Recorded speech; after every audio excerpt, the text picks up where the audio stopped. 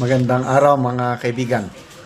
Bigyan natin ngayon ng reaction, opinion itong post ng News 5 14 minutes ago.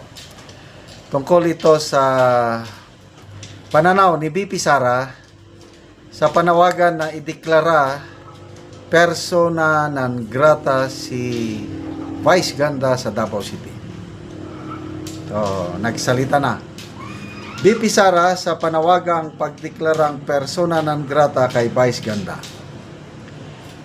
Ipinauubaya na ni Vice President Sara Duterte sa Davao City Council ang pagdidesisyon kung idedeklarang persona non grata sa lungsod ang comedian host na si Vice Ganda. Kasunod ito ng naging biro ni Vice Ganda sa kanyang concert kaugnay ng pahayag noon ni dating Pangulong Rodrigo Duterte na sasakay siya ng jet ski sa West Philippine Sea at ang pagkakadetine sa dating Pangulo sa The Hague, Netherlands. Sinabi naman ni Acting Vice Mayor Rigo Duterte II na mayroong mas mahalagang bagay na dapat pagtuunan ng pansin kaysa rito.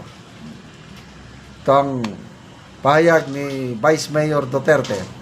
Davao City will not be distracted by cheap insults and distasteful jokes made for clout. Ano yan? Okay, so dito ako mas lalong bumibilib sa mga Duterte as leaders. Hindi sila balat sibuyas.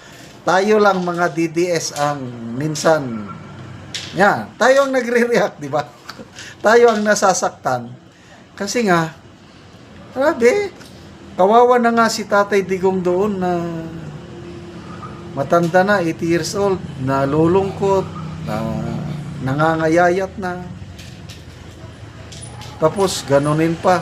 Siguro kung ang joke lang tungkol sa West Philippine Sea, baka okay lang sa akin. Ang masakit yung dinala pa sa para bang doon ako nasasaktan yung ano pa siya, yung pagkakakulong niya sa Netherlands, yun ang masakit. Yung West Philippine Sea, hayaan mo yan. Total, sinabi naman niya talaga yan no, na joke na West Philippine Sea, mag-jet ski siya doon. Ang masakit yung pinaglalaroan nila, yung ginawa ng administrasyong ito.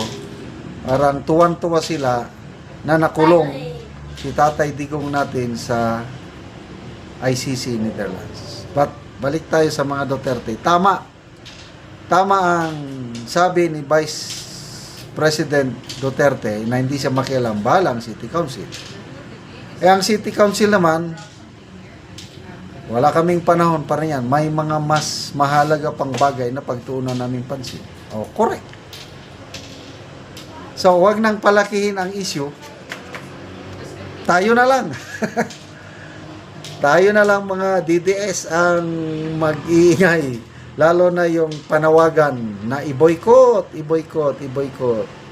I don't know kung ano nang nangyari yung pag-boycott sa McDonald's. Basta, tinatanong ko kasi ang mga apo ko, where do you want to eat?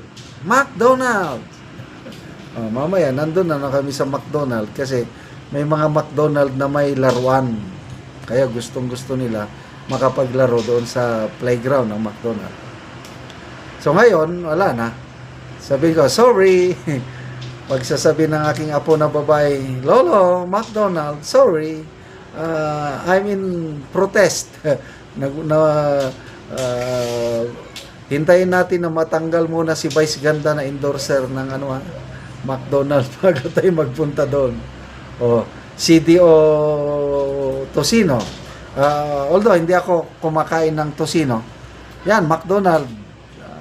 Dati nag-ano ako dyan.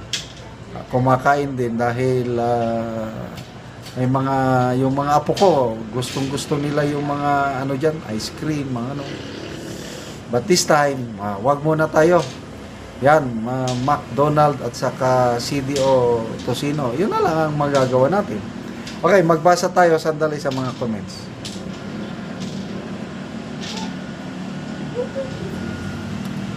Tagal. Manuel Bong Ponyado, dapat lang ipagbawal na siya sa Davao yung kabayo. John Michael Filden, the real beauty versus the horse. Oh, real beauty si BP Sara.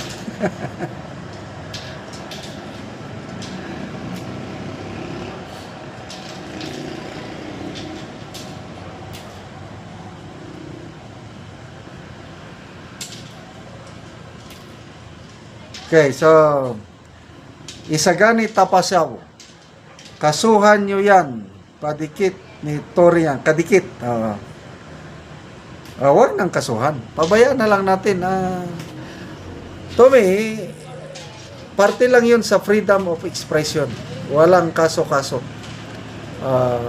Joke-joke nga lang eh. I don't know, may kumakalat na parang post ni Ann Curtis dated August 5. I'm not sure kung totoo ba ito. Sinasabihan niya si Vice Ganda. Kung totoo, I'm not sure. Sabi lang sa post ni Ann Curtis, Vice, sometimes wala sa lugar ang biro mo. Hindi mo alam. Nakakasakit na sa kapwa-tao mo yung biro mo. Sana mag-control ka naman. Ganon ang pagkalagay sa post, but again, I'm not sure kung totoo ba na si Ann Curtis ang nag-post noon.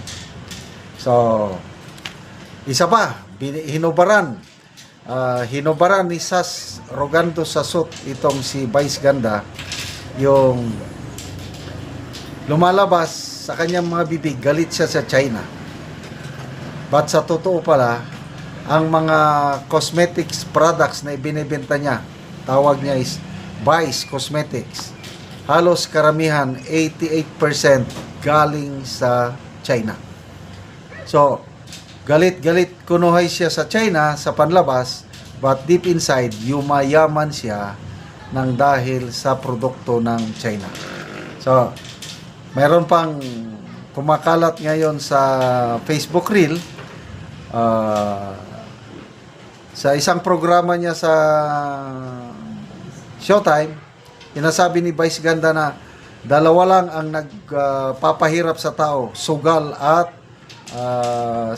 droga. Wala pa akong nakitang taong nalagay sa magandang kalagayan na nagsusugal at nagdodroga. Mamaya, yan na, nag-i-endorse na siya ng online gambling. So, nasaan na yung prinsipyo niya? Nung una, ayaw niya ng sugal, nakakasama. Tapos ngayon, nag-i-endorse naman siya ng online gambling. Yan po ang tunay na pagkatao ni Vice Ganda. Okay, salamat mga kaibigan sa inyong pagsubaybay sa ating channel. Nakakatulong kayo ng malaki sa tribong Talandig ng Bukidnon dahil ang sweldo natin sa channel na ito is pantulong sa tribo.